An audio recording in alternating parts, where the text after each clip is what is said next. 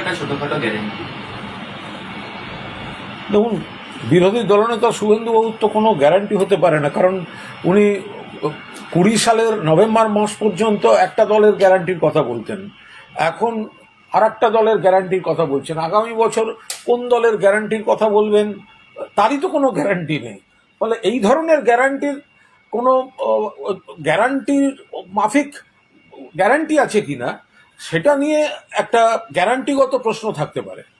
আর 2 নম্বর হচ্ছে যে আমাদের পরিষ্কার বক্তব্য, যারা ভারতীয় বাংলা ভাষায় কথা বলেন বাঙালি, তাদের কোনো হ্যারাসমেন্ট চলবে না, একদম পরিষ্কার বাংলা ভাষা।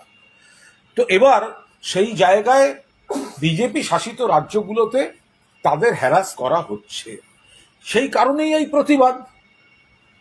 তো ফলে মূল সমস্যাটাকে এড়িয়ে বিভ্রান্তি ছড়াচ্ছেন এই বিজেপি নেতারা। এই যে সীমান্তটা তো বিএসএফ এর দায়িত্ব। শুধু বাংলা সীমান্ত নিয়ে কথা বলছেন কেন শুভেন্দুবাবু?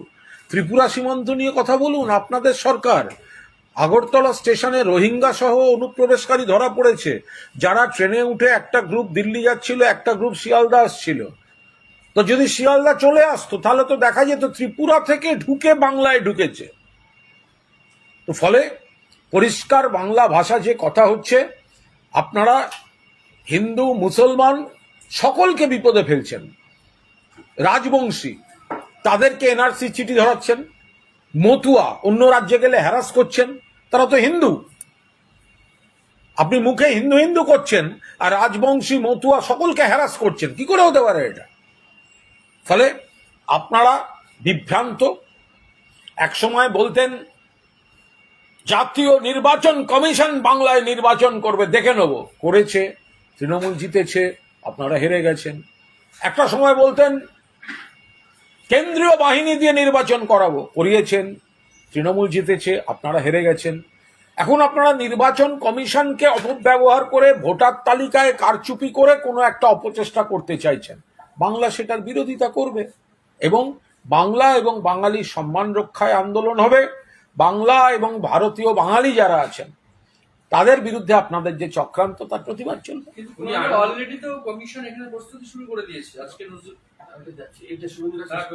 উনি একই সঙ্গে বলছেন যে পশ্চিমবঙ্গে বাংলাদেশি মুসলমান মুক্ত করতে হবে, হিন্দুদের শরণার্থী হিসাবে আশ্রয় দিয়েছে ভারত, তাদের জন্য সিএ আইন হয়েছে। 2020 সালের নভেম্বর মাস পর্যন্ত তার এই সমস্ত কথাবার্তা কোথায় ছিল?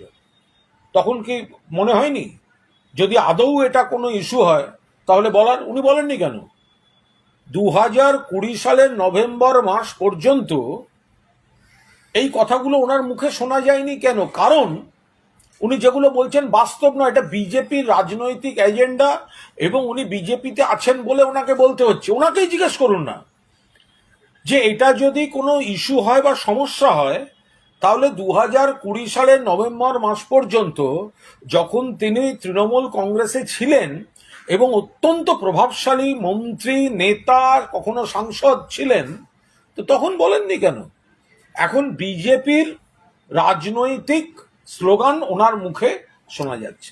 সেটা হচ্ছে 27 জুলাই মুখ্যমন্ত্রীর ডাকে শুরু হচ্ছে বাংলা বাঙালি ইস্যুতে ভাষা আন্দোলন। শুভেন্দু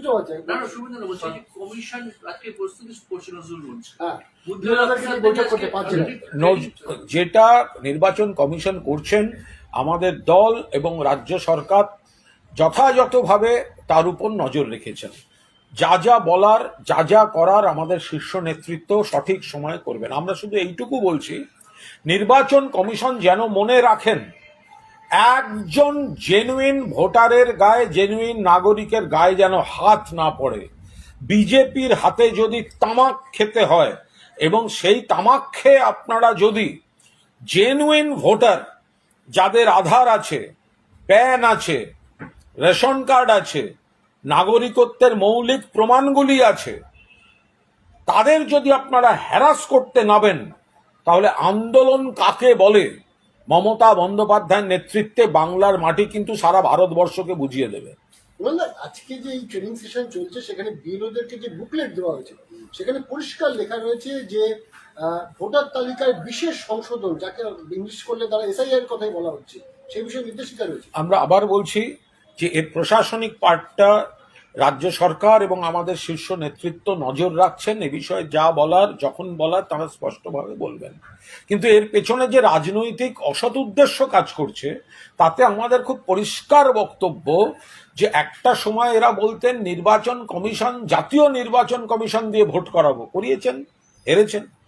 কেন্দ্রীয় বাহিনী দিয়ে ভোট করাবো, হেরেছেন। এখন এরা ভোটার লিস্টে ম্যানিপুলেশন চাইছে, ব্যাকডোর পলিটিক্স আবার শুরু করেছে। মহারাষ্ট্রে করেছে, দিল্লিতে করেছে, ওখানে পার পেয়ে গেছে।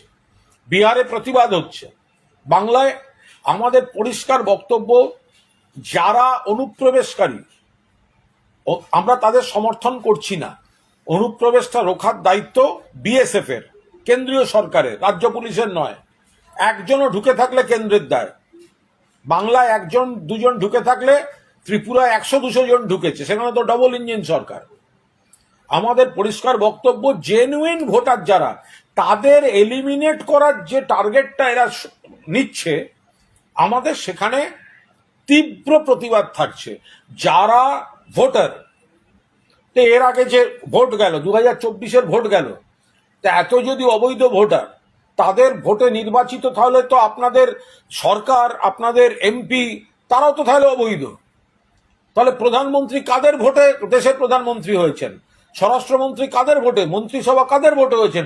ভোটার লিস্টে যদি এত অবৈধ থাকে, তাহলে আপনারা ইস্তফা দিন, তাহলে ভোটার লিস্ট সংশোধন করে নতুন করে ভোট করুন।